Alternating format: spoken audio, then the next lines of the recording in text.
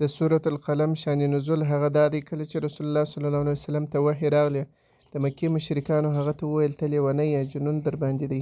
نو الله جل جلاله د دې سورت په پیل کې قسم وکړ نون والقلم وما یسترون ما انت بنعمت ربک بمجنون، یعنی قسم دی د قلم او د هغه څه په واسطه چې لیکل کیږي ته د خپل رب په فضل سره لیونی نه یې. نو دا سورت د نبی صلی الله علیه وسلم د دفاع لپاره نازل شو او د هغه د اخلاق او صبر او صداقت ستاینه پکې شوې ده. او د دې سورت 5 فایدې شته، هغه دا دي: د رسول الله صلی الله علیه وسلم د عظیم اخلاقو یادونه. الله تعالی فرمایي وانک لعلی خلق عظیم، یعنی ته د لوړو اخلاقو خاوند یې.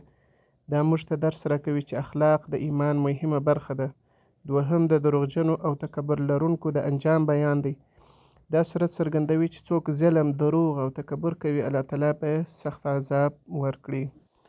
دریم د اصحاب الجنه کیسه د هغو خلکو کیسه ده چې باغ یې الله هیلا کړ ځکه چې دوی غوښتل له بېوزلو سره مرسته ونه کړي. دا موږ ته درس راکوي چې سخاوت د مال برکت دی. څلورم د صبر او توکل درس. نبی کریم صلی الله علیه وسلم ته امر شوی چې د کفارو په تکذیب مه خفه کیږه او د الله پرېکړې ته انتظار وباسه. پنځم د جزا او حساب یقیني کېدل. دا صورت څرګندوي چې هر عمل حساب لري، نیکي ثواب لري او بد عمل عذاب لري.